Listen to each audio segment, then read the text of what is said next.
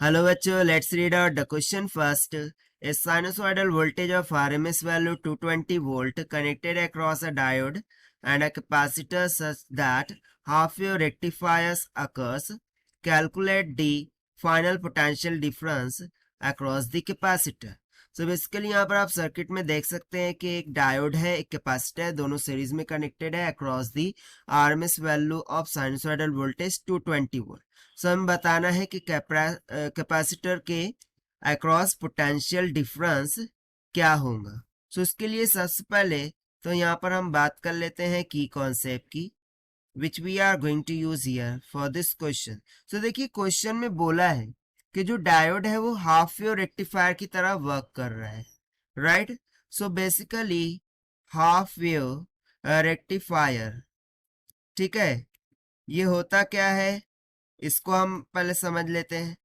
So half wave rectifier means what, कि जो भी एसी सिग्नल होता है उसका हाफ पार्ट को वो क्या करता है, पास करता है, जो भी पॉजिटिव पार्ट होता है, और जो निगेटिव पार्ट होता है उसको ब्लॉक करता है. Basically it is depend on the connection. So let's suppose कि कुछ इस तरीके से यदि एसी वोल्टेज होगा, राइट. सो ये पॉजिटिव पार्ट होगा, ये निगेटिव पार्ट होगा. अब बेसिकली ये पॉजिटिव पार्ट यहाँ पर आ रहा है और निगेटिव पार्ट इसके अक्रॉस आ रहा है, ठीक है. यहाँ पर निगेटिव पार्ट आ रहा है और जबकि उस साइड में क्या आ रहा है, पॉजिटिव पार्ट, ठीक है. डायोड का यदि मैं एक जनरल स्पेसिफिकेशन लिखूं, सो ये टर्मिनल हो जाता है पी, ये हो जाता है एन.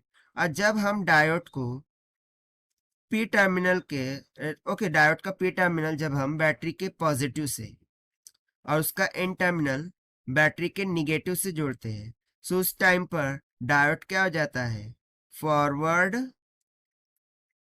बायस हो जाता है, ठीक है. और जब ये कनेक्शन उल्टा हो, रिवर्स हो जाए, so diode is set to be in reverse bias. So basically forward bias में डायोड कंडक्ट करता है और रिवर्स बायस में डायोड कंडक्ट नहीं करता. यहाँ पर कनेक्शन देखो, सो डायोड फॉरवर्ड बायस में, यानी कि वो कंडक्ट करेगा and it will act like a half wave rectifier, ठीक है. एक ये कंसेप्ट हो गया. नाउ सेकंड कंसेप्ट यहाँ पर मैं बात करूंगा. Okay, let's say second concept. So second concept में हम बात करेंगे वीआरएमएस की. सो वीआरएमएस इसका फॉर्मूला क्या होता है, V peak divided by under root 2, जहां पर वी पी क्या है, पीक वोल्टेज है, वी आरएमएस क्या है, root mean square value of the voltage है. तो चलिए फाइनली हम स्टार्ट करते हैं यहाँ सोल्यूशन से. सो जैसा कि डायोड फॉरवर्ड बायस में है, सो ये तो कंडक्ट करेगा, यानी कि it will simply act like a close switch, के स्विच क्लोज है. सो जब ये फॉरवर्ड बायस होगा, सो उस टाइम पर इसमें से करंट पास हो जाएगा. लेट्स से कि करंट पास हो रहा है आई, सो ये करंट कैपेसिटर से भी पास होगा, ठीक है. और कैपेसिटर क्या हो जाएगा, चार्ज होना स्टार्ट हो जाएगा. और कैपेसिटर कब तक चार्ज होगा, जब तक के जितनी इसकी कैपेसिटी होगी उसके अकॉर्डिंग, और या फिर जितना भी वोल्टेज उसके अक्रॉस जुड़ा हुआ होगा. बट यदि मैं यहाँ पर देखूं, सो बेसिकली इसके across RMS value of the voltage connected है, बट जो कैपेसिटर होता है वो तो peak value of the voltage से चार्ज होता है, right.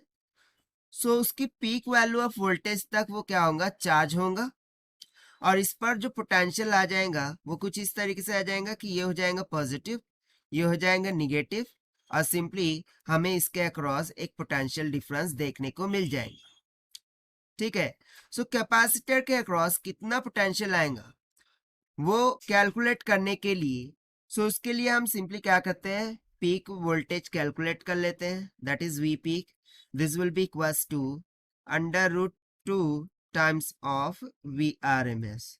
So this will be equals to under root 2 multiply by VRMS. यहाँ पर हमें गिवन था, this is nothing but is equals to 220 volt. Substitute कर देंगे 220 volt. So after multiplying it comes out 311.13 के इक्वल आ जाएगा कुछ. बट यदि मैं इसको अप्रोक्सीमेट करूँ, So we pick this will be equals to 311 volt. और देखिए यही 311 वोल्ट किसके अक्रॉस दिखेगा हमें, कैपेसिटर के अक्रॉस. तो सिंपली यहां से हम बोल सकते हैं कि capacitor potential VC, let's say VC, this will be equals to 311 volt. और ये हो गया हमारा आंसर जो कि हमने सॉल्व किया है by using the concept of half wave rectifier and VRMS voltage formula से. Now let us take the option. So option B will become correct. So this is the required solution. I hope you understood well. Best of luck. Thank you.